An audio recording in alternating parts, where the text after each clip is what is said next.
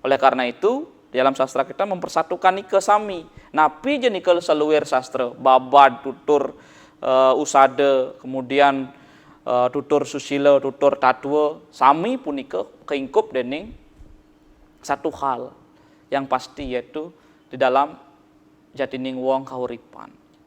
Suwarnaning terah kewangsaan te agaman te sami iku manusia pada apapun warna jenis kulitnya, agamanya, sukunya. Kita diajarkan bermoderasi beragama, untuk toleran beragama, toleran dengan sesama, karena di dalam ingkupang sastra agama modern mausang sastra agamanya adalah soroh, seroh, satu kekuatan. Jadi satu kekuatan ini berawal dari jiwatman, sami medue jiwatman, tidak akan berbeda jiwa itu, karena Brahman, Atman, Aikyam. Brahma tunggal, Tuhan adalah tunggal, Atman adalah satu kesatuan, menjadi satu dia antara sifat-sifat Tuhan dengan manusia itu. Tidak ada yang membedakan. Yang membedakan hanyalah manusianya dengan kulitnya, dengan identitasnya dan lain sebagainya. Sami iku ya itu soroh, wangse satu juga. Wong menjadi manusia, sengaran sesana. Sesana menjadi manusia margiang napi, melaksanakan apa? Swadharma lan swagina. Jadi melaksanakan karma sehari-hari untuk peningkatan status pendewasaan diri dalam sebuah tindakan. Sekali lagi, agama Hindu kita mengajarkan sebuah humanity, jadi kemanusiaan, mendewasakan manusia di dalam tindakannya. Maka disebut sebagai generasi. Kenapa generasi Muloketo dengan Adiketo saat ini, antara kaum pihak yang Muloketo pihak kuno dengan pihak milenial sekarang saling mengalami sebuah pertautan perspektif gitu nggih. Jadi pertautan nika artinya perbedaan pendapat. Perbedaan pendapat niko diawali dari zamannya sudah berbeda. Oleh karena itu, ngiring sarang-sarang, ayo bersama-sama mencarikan solusi alternatif bagi agama Hindu kita supaya tidak terlalu aluh juga, tidak terlalu gampang juga, dan tidak terlalu campah juga. Begitu juga tidak terlalu kesakral-sakralan terus gitu ya. Tidak terlalu kedewan-dewan terus gitu ya. Itu yang terjadi sekarang di umat kita. Bahkan eksistensi, karena sosial media kita terlalu banyak men-share video-video yang sifatnya kadangkala beberapa oknum tidak mengerti ya, think before posting ya. Jadi komen, pikirkan dulu sebelum komen, karena mangken ike idepe sampun pikiran manusia sudah lebih dominan jemarinya dibandingkan pikiran manusianya. Lebih duluan jemari untuk mengetik dibandingkan memikirkan apa akan dampak efek samping dari setelah mengeser sesuatu nike. Apalagi di negara kita yang kental dengan undang-undang ITE. Jadi kita harus benar-benar memikirkan sesuatu itu dengan baik. Sastra agama kita sangat jelas menjelaskan dalam Lontar Bambang Ekelawiyo nike sapunapi. Lontar Bambang Ekelawiyo duluan sampun wenten sebelum manusane punika dua guikan ririh turmaning wicaksana ring sujuring kewentenan handphone kadi mangken punika. Bambang Ekelawiyo melajah nika nganggen patung. Patung nika dah ampun simbolis daripada Android kita saat ini. Dengan hanya mendasar media patung itu dia bisa belajar memanah.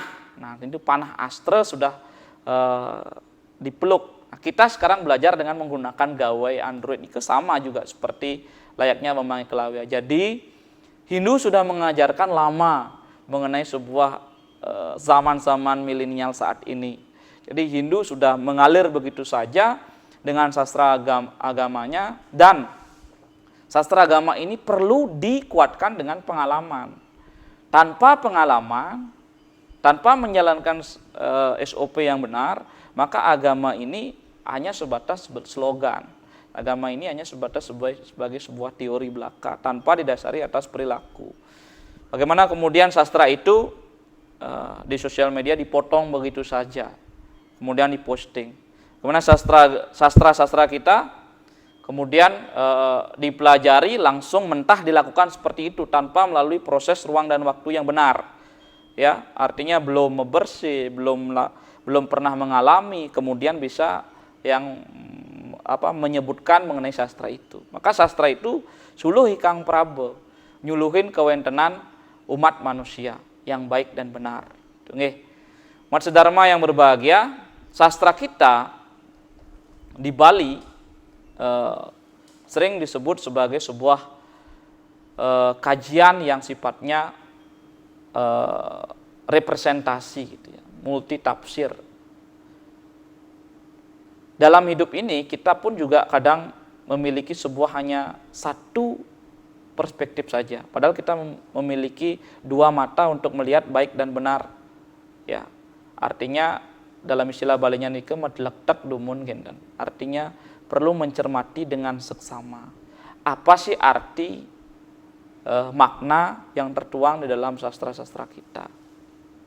Misalnya kita mengambilkan contoh ya, salah satu sastra kita menyebutkan mengenai Trikaya Parisuda deh gitu ya, Seterana.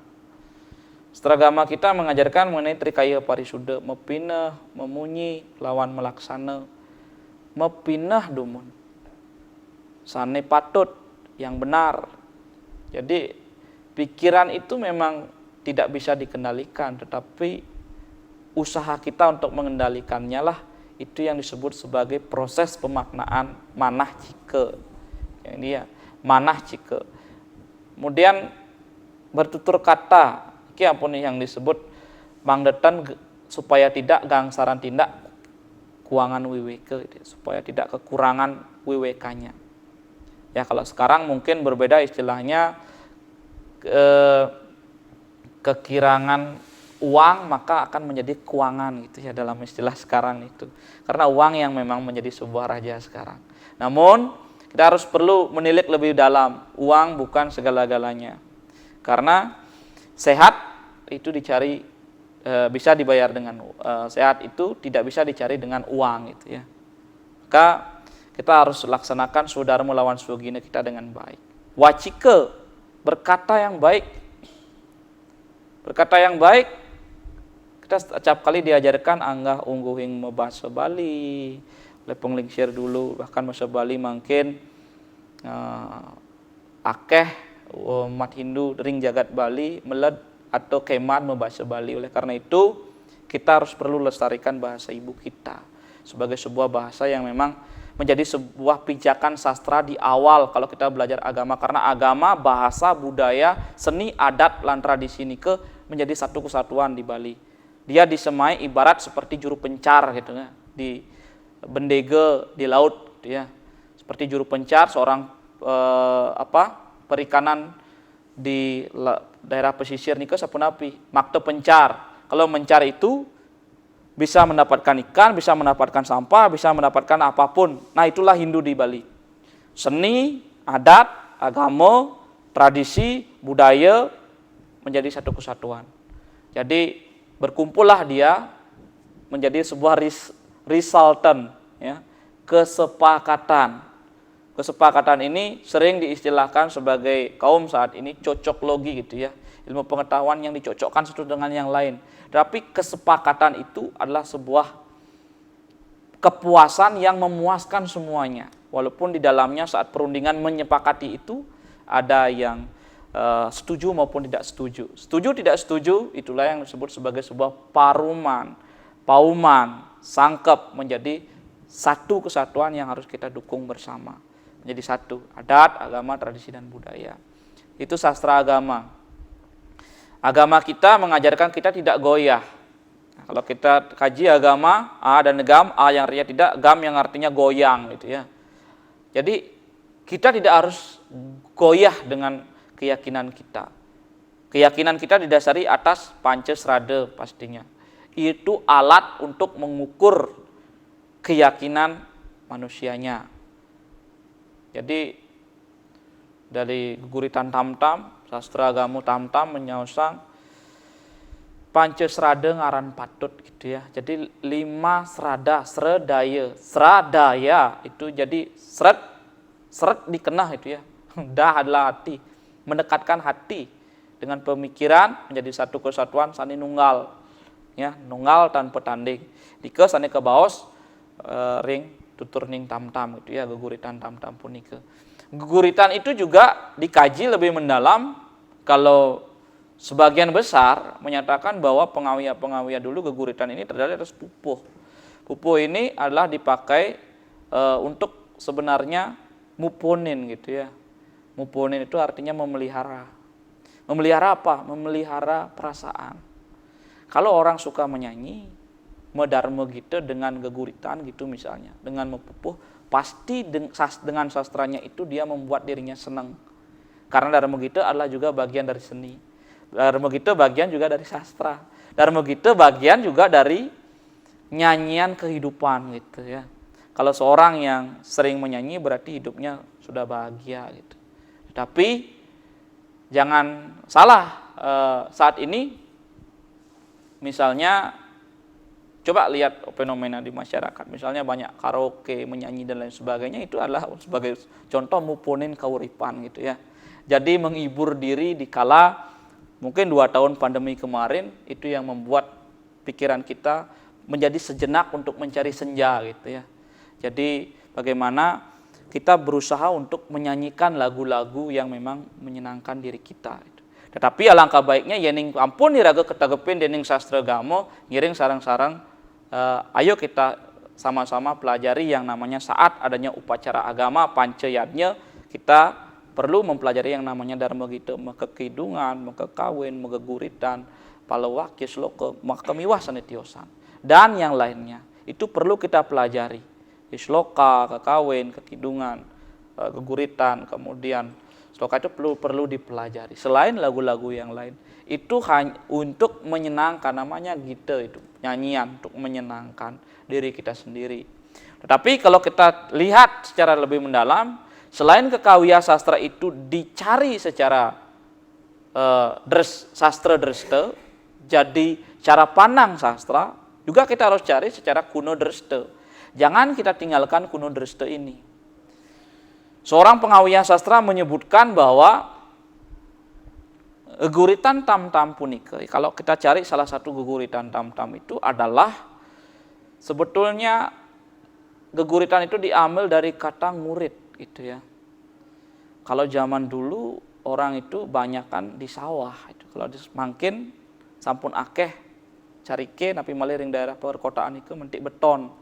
Lalu kita tidak bisa melihat yang namanya napi sih ngurit itu gitu lah. Ngurit itu adalah menanam benih. Ngurit tidak hanya sebatas ngurit, tetapi ada pemaknaan di dalamnya bahwa bekerja sambil bernyanyi gitu. Di kala terik matahari yang sangat panas, seorang petani hanya menanam padi gitu. Ini disebut dengan ngurit, menanam benih. Selain ngurit itu artinya membuat karya gitu secara kawya sastranya seperti itu. Kebanyakan siapapun akademisi memikirkan sastra dresta secara sastra dresta bahwa geguritan itu adalah sesuatu yang kawya sastra begitu saja dibuat oleh seorang sastra. Tapi sebetulnya secara kuno dresta kita melihat, penglingsir kita memberikan tutur-tutur kepada generasi saat ini, tanyakan geguritan itu apa sebenarnya? Ngurit itu artinya apa? Menanam benih, menyemai benih di dalam umo. Dewi Umo itu Dewi Pertiwi. Ketika Pertiwi diinjak tidak artinya dikelola dengan baik, Carik itu Dewi Umo, Dewi Sri. Setelah Dewi Umo baru Dewi Sri. Dewi Umo ini Umo Carik tidak pernah kita hiraukan. Apa yang terjadi? Pertiwi tanah kita akan murka. Tanah itu kan tanah ini adalah merupakan pijakan kita. Jadi menanam padi pasti di tanah Carik. Carik itu adalah sebuah cecarikan. Carik itu adalah carik, tanda carik dalam sastra itu apa? Titik. Diawali semua sastra itu diawali dari titik, cecak. Cecak itu apa? Peragaan Ida Sanghyang Aji Saraswati. Titik awal dari kita hidup. Itu disebut dengan carik. Maka disebut umo, carik. Umo, sawah, carik di Bali. Carik itu kalau menyemai benih, ngurit, menyemai benih atau membenih sebuah bulih padi ya di carike gitu ya, atau di umo di sawah, pasti kita diawali dari yang namanya garis. Semua yang pernah menanam padi, termasuk tiang ring daerah pedesaan biasa nih kedumun saat kecil ya, menanam benih bulih padi gitu. Diajak sama orang tua. Menanam benih padi itu pasti lurus, semuanya lurus. Tidak ada bengkak-bengkok sana sini kecuali teknologi saat sekarang di zaman milenial kadimangkin zaman now pun iki menggunakan teknologi. Pasti lurus keguatan nike. Keguatan nike ring carik. Artinya hidup kita selalulah lurus sesuai dengan kehidupan gitu. Pun niki pepinah munyi lawan laksana pun nike satu arah. Kadi subak subak sapunapi memargi antar satu kesatuan. Ibarat seperti sastra apa? Mengalir begitu saja secara lurus tanpa ada pikiran yang goyah, nunggal. Artinya itu harus lurus. Nah nike sastra gamo dulu ini. Murid itu diawali dari sawah sebetulnya. Makanya orang membaca atau menyanyikan geguritan itu pasti dengan rasa senang. Karena seni itu ngaranna ngawe sang. Ngagem seni punike senang. Agamo angin ageman untuk mencapai yang namanya oksartam jagadita ya jati dharma atau santi kunang ikang jagat. Oleh karena itu Mansa Dharma, orang menanam padi itu petani, jadi dalam lontar pemaculan ke Kebausang tidak hanya seorang sulinggih kemanten ampura ping banget melaksanakan mudra melinggih di genah sane pelinggihan ruweni mapuja nike yang pasti akan mendapatkan yang namanya sorga dan neraka gitu nggih. Swarga kelawaning neraka punika nenten. Yang dharma pemaculan sane memacul nike pun kalau misalkan dia berbuat sesuai dengan lurus apa yang dimaknai pekerjaannya itu, maka akan mencapai yang namanya santi kunang jagat. Swarga sekala, kelawaning neraka sekala, itu minimal yang kita ketahui saat ini. Jangan yang terlalu kenis skala gitu ya. Karena yang nis skala itu waktu yang tidak pernah terlihat. Nis abstrak tidak terlihat. Kala waktu nis skala nike hanya dimiliki oleh yang tidak terlihat. Niskala kelawan skala. Skala satu waktunya. Jam miraga patah sarang sami. Kecuali berbeda hanya 1 jam yang lain. Itu sastra yang perlu kita pelajari. Itu namanya inner text sastra. Tidak hanya sebatas kulit sastra yang dipelajari. Tapi pendalaman dalam sebuah ajaran sastra itu melalui perilaku sastra. Lakuning sastra gamo gitu ya. Lakukan sastra agama itu. Apapun kita pelajari sudah banyak, namun kita pembuktian dari sebuah sastra itu hanya dalam perilaku manusia. Walaupun tidak belajar sastra, bagaimana kemudian? Nah ini ada pertanyaan. Walaupun tidak belajar sastra, gimana kalau kita sudah berperilaku yang baik? Berarti sudah mengetahui sastra secara tidak langsung gitu. Bukan berarti yang hafal dengan mantra banyak, hafal dengan semua sastra agama, ya itu akan semua bisa diterima gitu ya. Kalau salurin japa mantra yang kantun kaslimur dining rajah muahtamah tidak akan pernah bisa diterima. Kalau masih rajah dan tamah ini masih mendominasi gitu. Kalau hanya tidak kita bisa memantra misalnya, karena mantra itu adalah penghubung komunikasi sebenarnya. Pikiran untuk menghubungkan lewat bahasanya Sanskerta, Kawi dan lain sebagainya. Bolehkah dengan bahasa yang biasa? Boleh. Misalkan perilaku kita lakuning sastra yang tadi dilakukan walaupun tidak membaca sastra secara utuh, karena di Bali sudah diberikan pakem sastra gamo. Nah, sekali lagi sastra gamo itu uger-uger. Misalkan orang yang senang dengan medharma gitu pasti mempelajari ya secara tidak langsung bisa menyanyi walaupun tidak mempelajari yang namanya lontar pancagita gitu. Walaupun nggak mempelajari lontar pancagita langsung bisa menyanyi, berarti udah langsung mempelajari lontar itu gitu. Langsung bisa menyanyi. Tetapi ingat, dalam dharma gitu punika yang memang benar-benar dicari adalah santi gitu ya. Makanya disebut dengan pesantian. Memang benar-benar saja seken benah itu mesanti gitu ya. Jadi membuat diri menjadi damai gitu. Ini yang perlu kita tilik ya, usaha itu. Kemudian membuat banten, langsung bisa membuat banten, tidak perlu mempelajari penglingsir maluan, langsung kita diajarkan praktek, tidak perlu mempelajari yang namanya lontar tapi niatnya gitu. Langsung bisa megambal.